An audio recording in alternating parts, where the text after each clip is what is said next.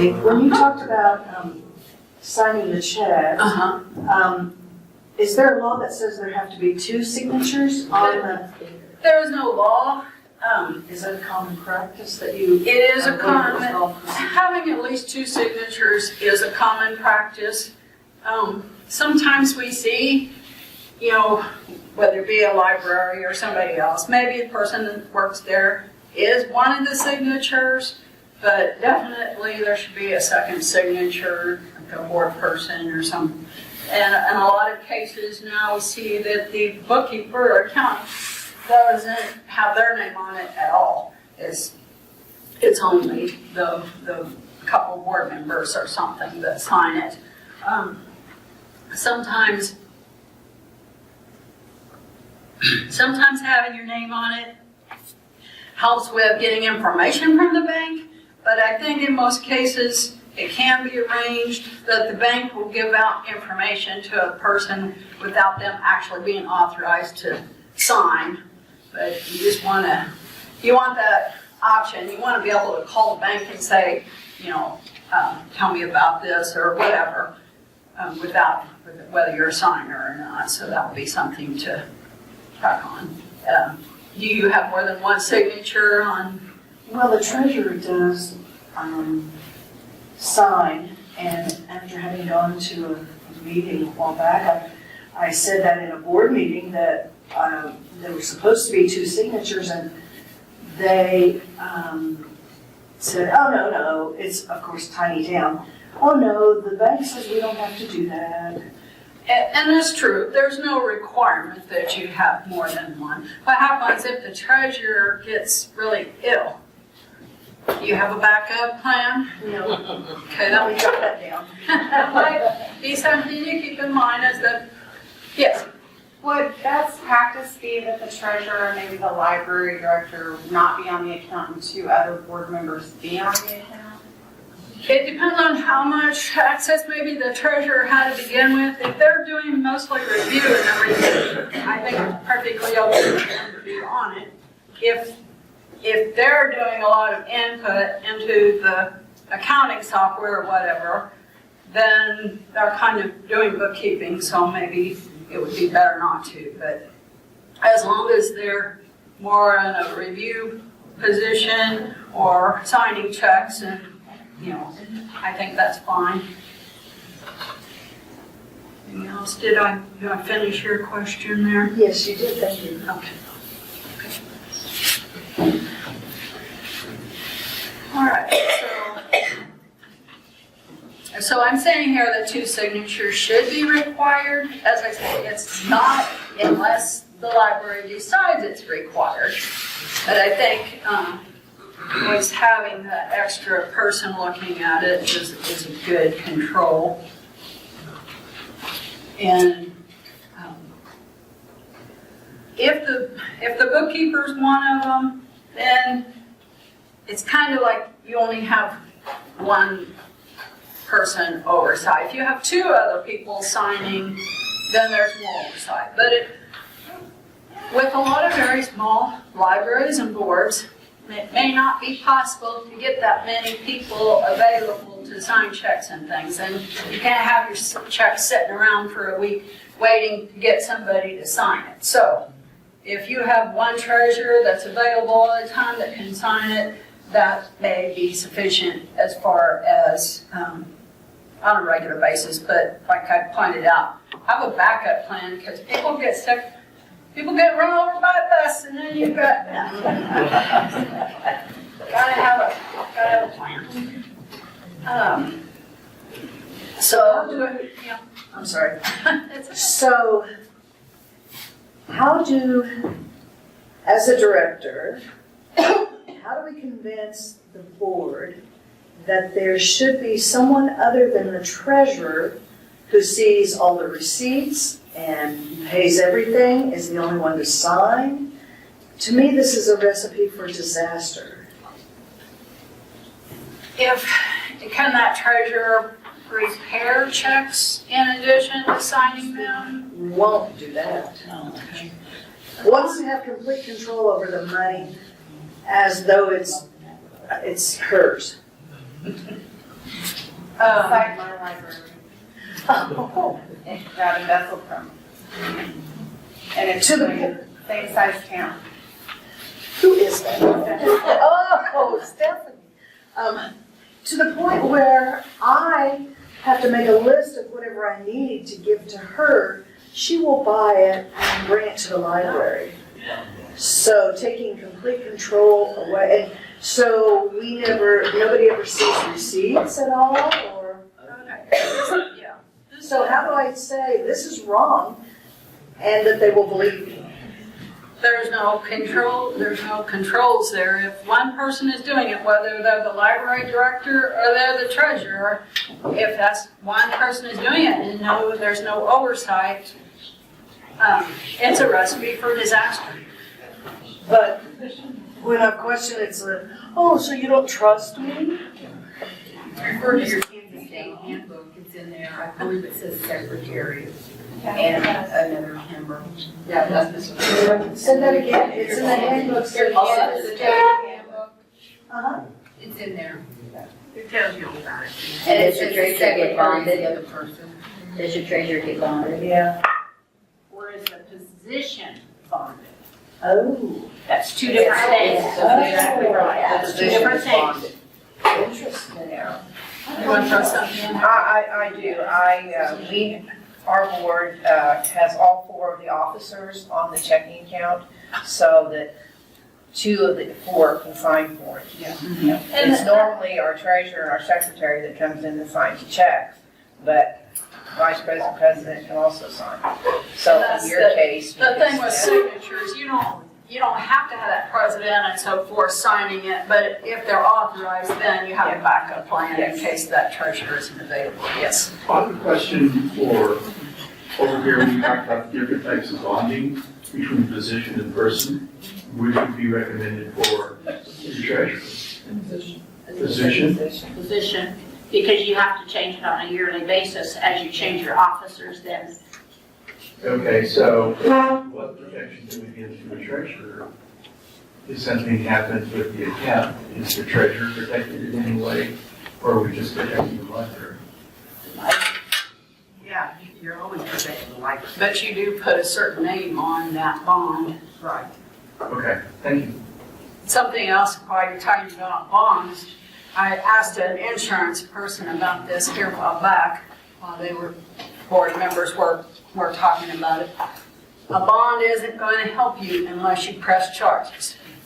So often we see it in small entities, not pressing charges.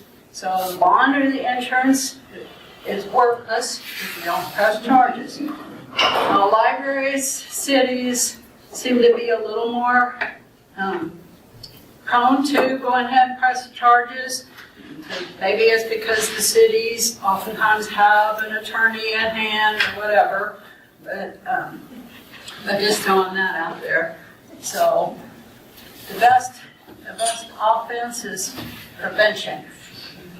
I was gonna say, we had our library director was bonded, but it wasn't the correct bond. And the bond did not cover the embezzlement. She was charged, convicted, served time, has to pay restitution. The insurance company came in and said, we can't cover it, but here's your money back for the cost of the bond. And they couldn't cover it, why? I'm not privy to that. That happened right before I was hired, but I do know that they didn't cover us. So you want to make sure you get the right bond coverage. Right. I'm not an insurance salesman or an attorney, so, but yeah, good point. That $100 fee for the bond wasn't quite enough to cover that probably. Okay, didn't quite finish this. Let's see. So the check signers should have the invoices there. They shouldn't just be signing checks, just signing on them. Look at the invoices, make sure that the amounts match. If something's not clear, ask questions. Make sure you get the answers. Don't just take an off-the-cuff, make sure you understand. credit cards. So when you're paying the credit card bill, if you're the one signing it, an invoice is not sufficient.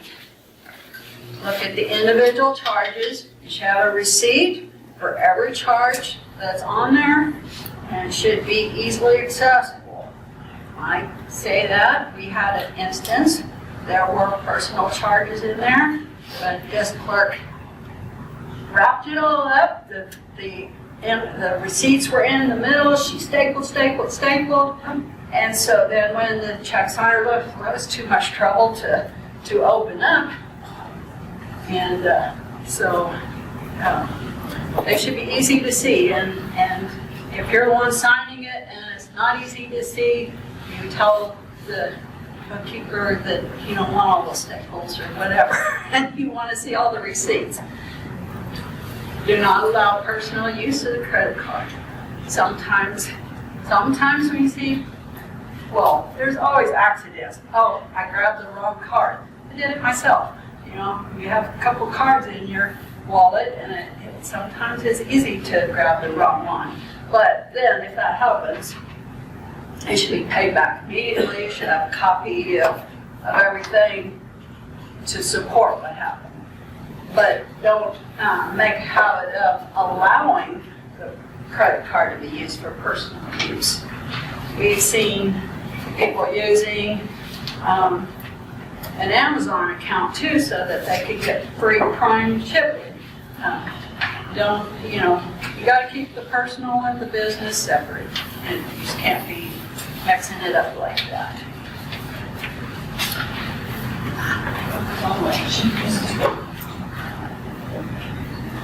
Payroll. Okay, check signers need to be alert for extra checks. The person paid themselves an extra paycheck, maybe just slipping it in. Make sure they're really an employee. If you have enough employees that the names aren't all familiar, make sure that you know who your employees are and that the wage is correct. It might take a few minutes to look that over a little more carefully, but it's important. Because especially if you just have one person doing it, and then, they can manipulate things. I'm not making any accusations here, but it can be done, and so the person signing then needs to be aware of that. The librarian or bookkeeper. Had to throw in some pictures I found. All right, get on to bank reconciliation. Oh wow! I wouldn't be able to do a whole hour, and here we are. It's much later than I thought. Okay, well, let's speed up a little bit of that. For a bank reconciliation, you want to make sure you do your reconciliation timely. It should be done within a few days after you receive it at the end of the month. Compare all the items to the check, the checks to the check register. And again, if possible, the bank reconciliation should be done by someone other than the person preparing the checks, but we know that in those cases here, that's probably not going to happen. Make sure all electronic transactions are appropriate and recorded. You should have an invoice for any charges. If you go online and make a purchase, don't forget to print off the support for that purchase.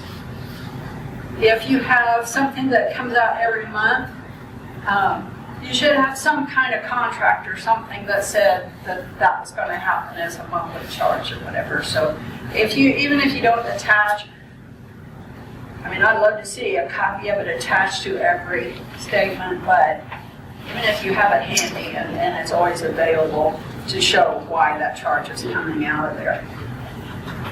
Make sure you get the bank charges or interest recorded to your general ledger. All right. I don't have too much time, but I have a little demonstration I wanted to do, so I need a couple people to help me with this. And you don't have to say anything. Zoom in. Okay.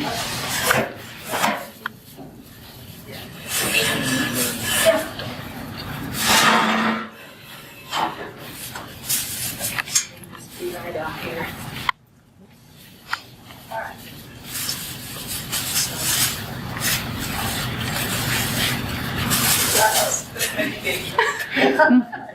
Okay, so our little balloons are representing different types of fraud that can happen. So I want you to take your balloon and bounce it up in the air and keep it up. You don't want to get caught for your fraud. So maybe you just borrow a little bit of money out of the petty cash. I got caught. Okay, now that you borrowed the money out of the petty cash drawer and you found out you couldn't pay it back as quick as you can, and now Christmas came along and you use the credit card for something.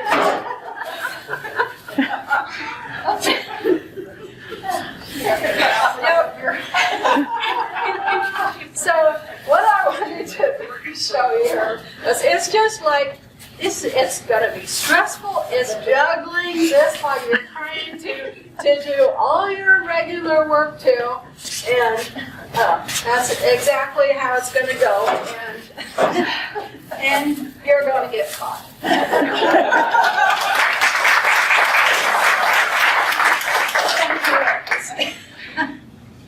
Okay, so it's not as easy, it's not as simple as just saying you're good or you're evil.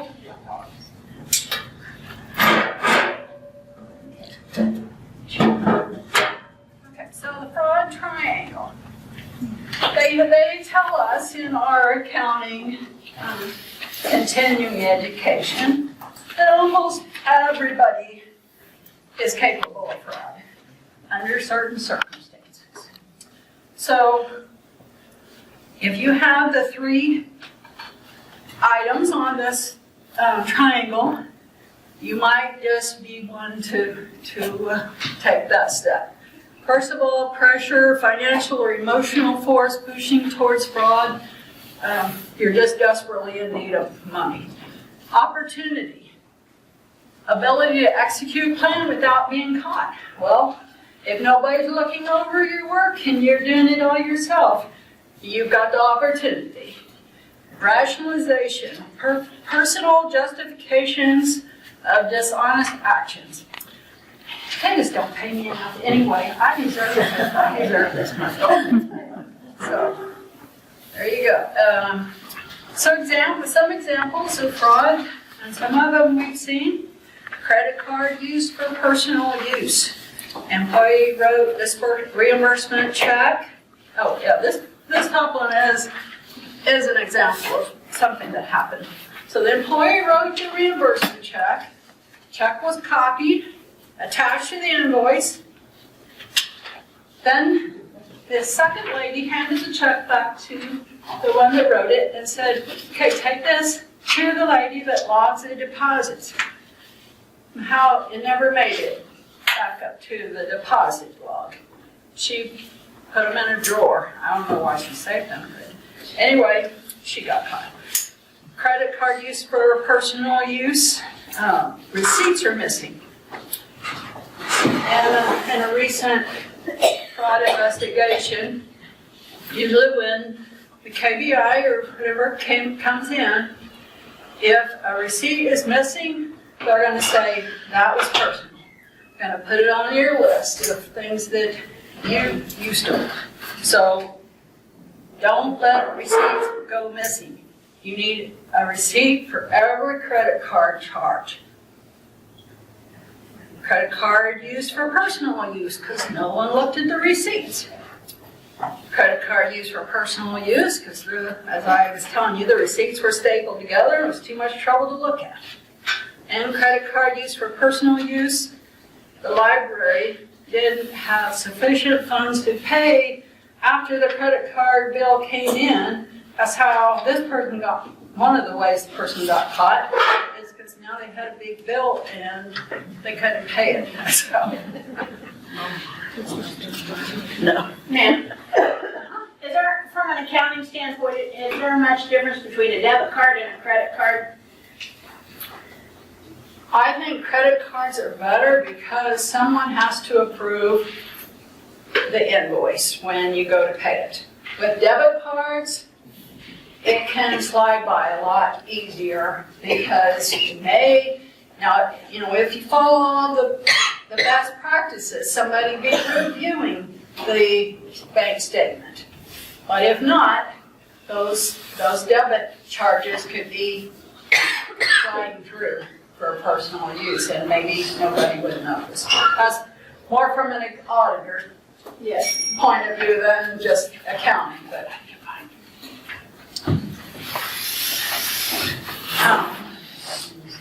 Seeing that only the checks were deposited and no cash, still on examples of fraud, borrowing from petty cash and creating a vendor and creating invoices to steal money. Nowadays, there's software out there, it's really easy to create a fake invoice.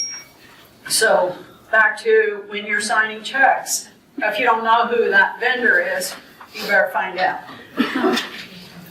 Okay. So, have a happy day. That's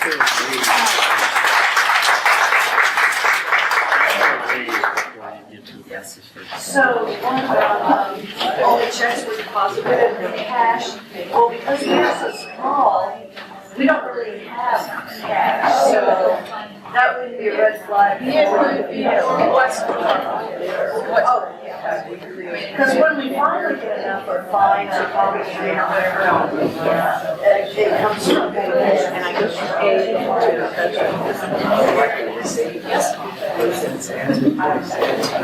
What is your opinion about self-audits? I don't think it's a problem.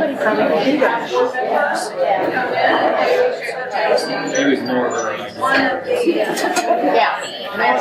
one of the options instead of audit procedures does. She's still talking, in here, please. Sorry. But you can have board members do procedures to check certain things too. And if, you know, and the requirement to have an audit is based on your amount of revenue. So if you're so small that you aren't required to have an audit, then that certainly is a good. Where are the resources to find out what the measures for a self-audit are?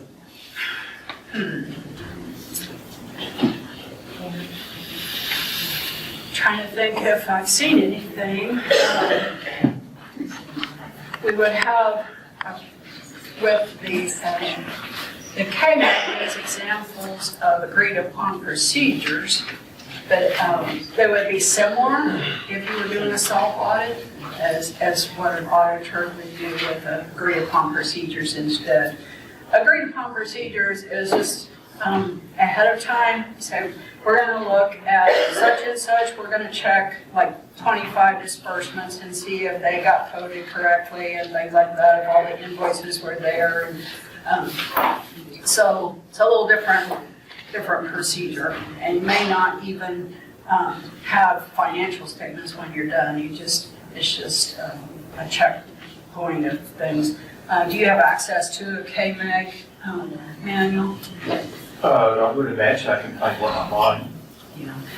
They do sell them, but if you're associated with a city, they might have one. Which city are you from? Sedan. Okay, They probably have it in the city offices. it's possible. Does your city offices do an audit in your library? They now refuse to fund our audit. And so, A few years ago, the libraries were always included in the cities, and then KMAG changed the rules, so they didn't have to include libraries anymore. So now it's, if you want your library to get audited, it's a separate fee.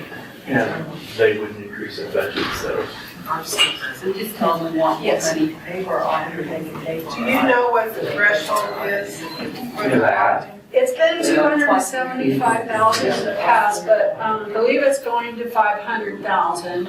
And then in between those two amounts, you're required to have an agreed upon procedures by an auditor, a CPA. So that's going to happen in there. So if you're under 275, then there's no requirement. The other, for the people, and I'm sure most of you know about it, TechSoup has QuickBooks.